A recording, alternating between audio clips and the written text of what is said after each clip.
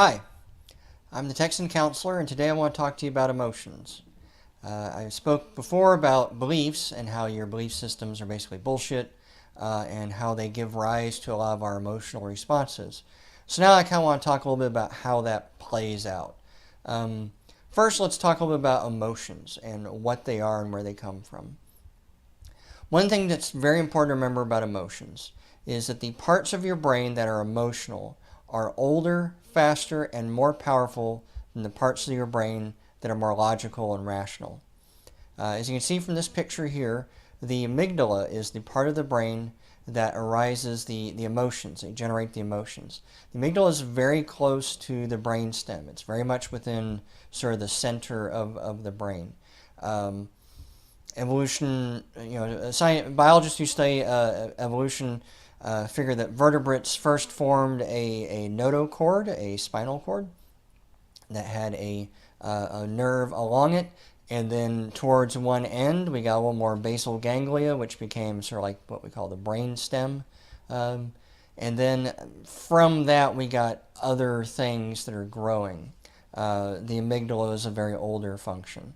This other part, the sort of the cerebral cortex, the wrinkly part of the brain that we usually think of, that's actually, from an evolutionary standpoint, that's pretty new.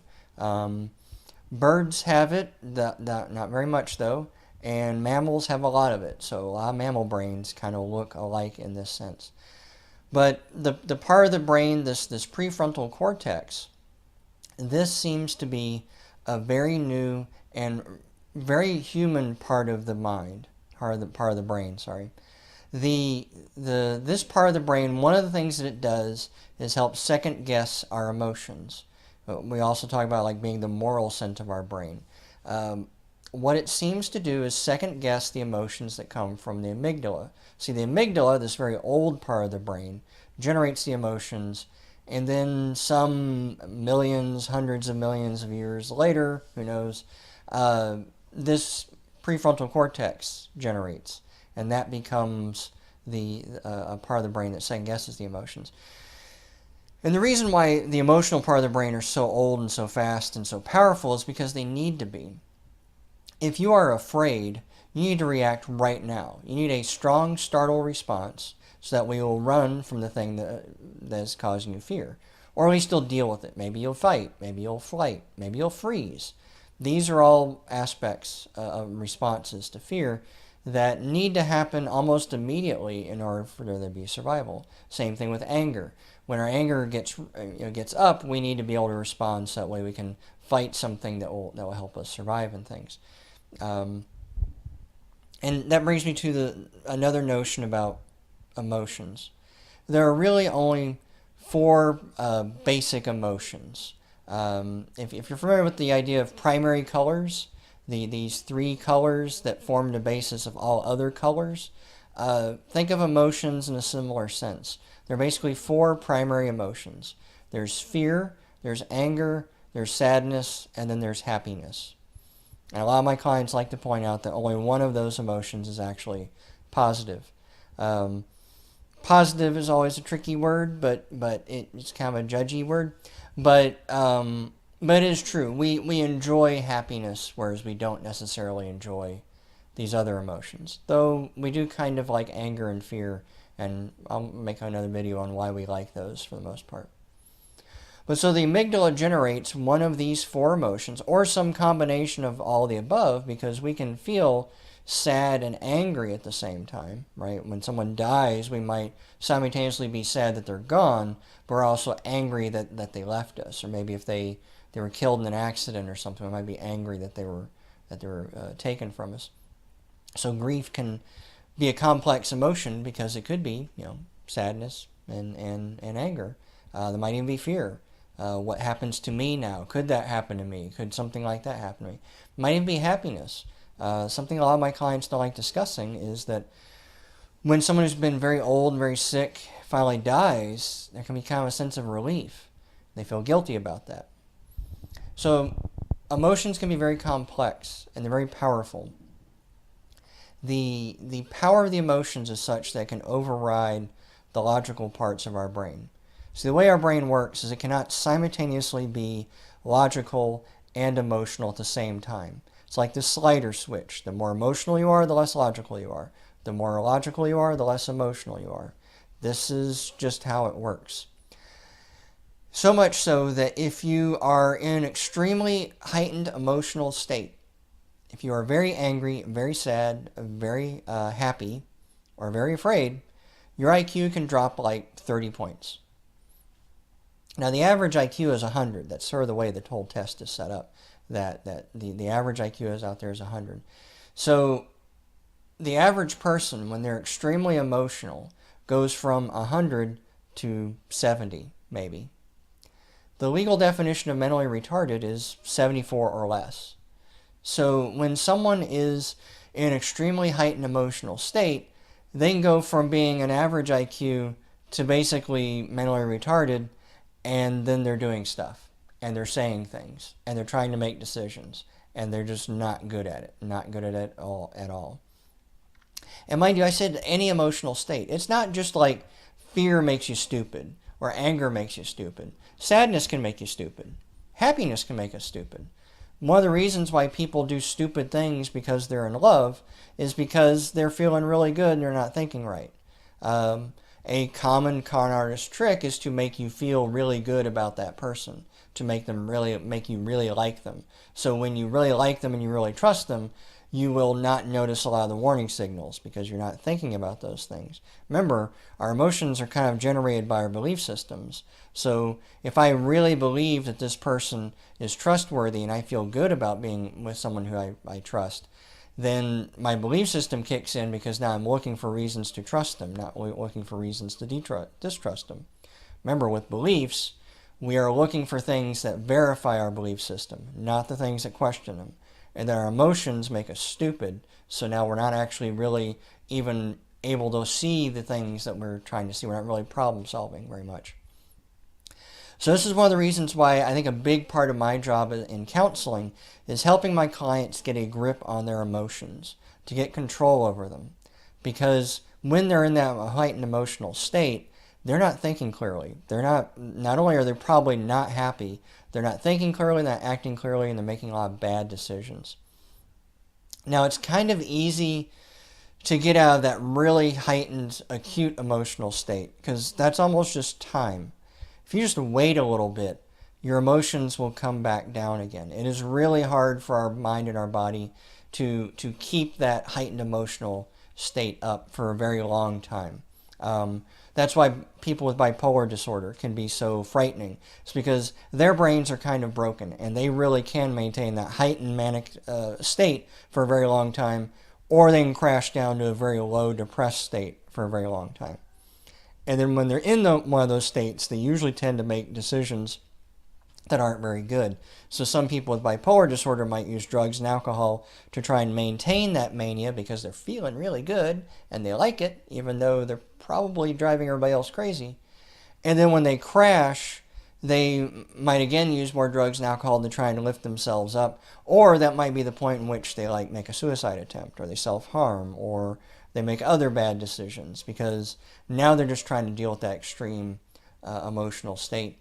So for a lot of folks who have sort of normal functioning brains, a little bit of time just sort of helps. If you can do other things to help speed up the process. Mindfulness meditation is a great way to strengthen the prefrontal cortex to where it can now second guess the emotions a little better. Because the way the emotional process works is there's some kind of stimulus that happens. Let's say I'm driving down the road. And then while I'm driving down the road, someone pulls out in front of me and I have to slam on the brakes. That's the stimulus. That's the event. Now I have an emotional response, but because my brain responds so quickly to having an emotion to a stimulus, because again, that's an evolutionary advantage. I need to have an emotional response very quickly, especially in a fast-moving situation like traffic. So I'm going to have an emotional response almost instantaneously. These two events are actually separate. The stimulus happens, then the emotion happens.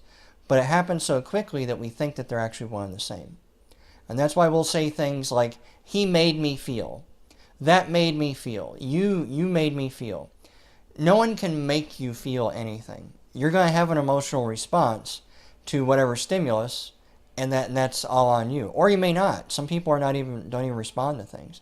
For instance, in my example, if someone pulls in front of me and hits me, or almost hits me, I'm going to slam on the brakes. I'm going to get really pissed.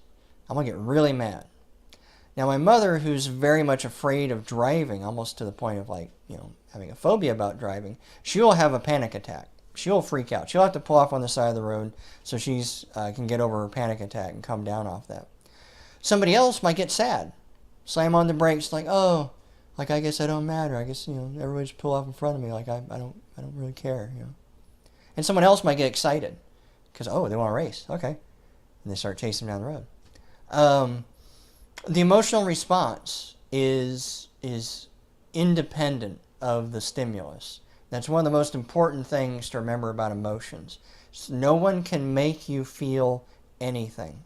You feel what you're going to feel, and then that's all on you.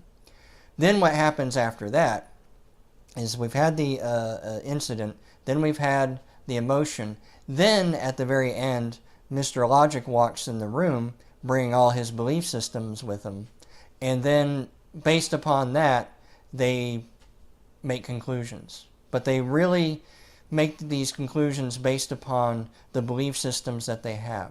Again, they're not questioning these belief systems.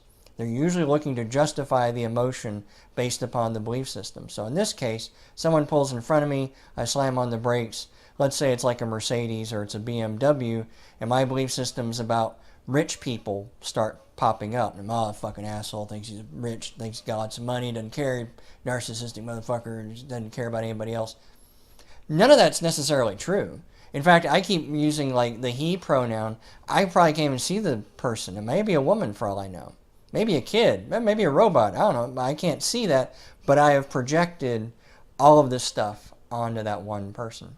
And because it all seems to conform to my belief systems, the Mercedes and pulling in front of me and I got to slam my brakes and all this other stuff, and I'm really mad, then I just feel good about it. I feel justified in that. And that stays stuck.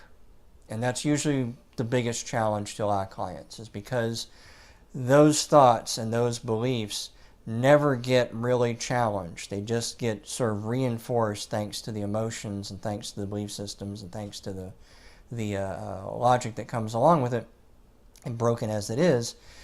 But because of all that, a lot of clients stay stuck and they stay angry because they feel like they should be angry. We see this a lot with like the social justice warriors, right? Like that's what happens a lot. Something happens, they get triggered by it, and then they get mad, and then they blame you for triggering them. They never really want to see another option because that doesn't comport. So through mindfulness meditation, the prefrontal cortex, this part of our brain that's right here, right behind our forehead, it's the reason why we have a forehead actually, that part of the brain gets stronger. And one of the things it does is it starts second-guessing our emotions. It gets stronger, it gets faster. So what happens in our little scenario, driving down the road, somebody pulls in front of me, slam on the brakes, I get mad. I still have that emotional response because like I said, the parts of our brain that are emotional are just older, faster, and more powerful. And so that still happens. So I still get mad.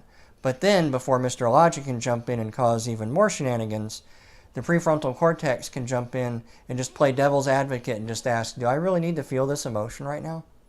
Is this the appropriate emotion for this scenario? So now all of a sudden, I've got anger, but I've got this question of like, do I need to be angry? Is this the thing that I want to feel?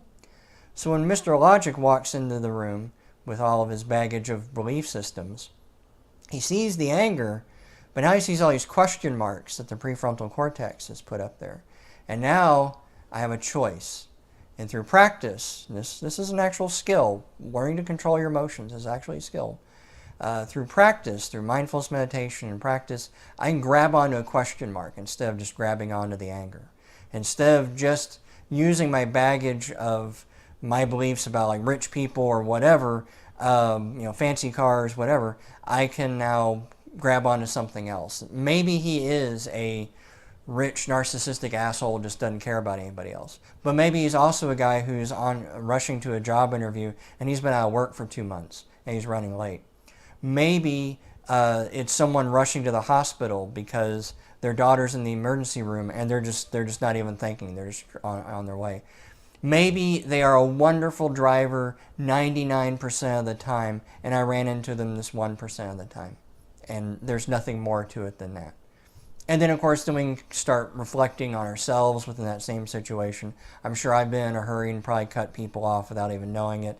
I'm sure I've changed lanes and just didn't honestly see the person. And now I can start showing more empathy and I can start seeing that. Now, granted, it could all be bullshit. Maybe my belief systems are exactly right. Maybe this guy's a total asshole and he deserves all the venom that I throw at him. But it doesn't matter. Because in that moment, he's going on down the road. And now I'm going down the road. No damage was done. And my prefrontal cortex's question was valid. Do I need this anger? Not really. Not in that situation. So that's a brief kind of overhaul of like emotions and how they work and how we can get control over them. I'm going to talk more about each individual emotion later on. I'm going to talk more about mindfulness meditation because these are really great tools to help us get control of our emotions, and also how other things like exercise, diet, hobbies can help us along that path as well. So anyway, I hope to talk to y'all again next.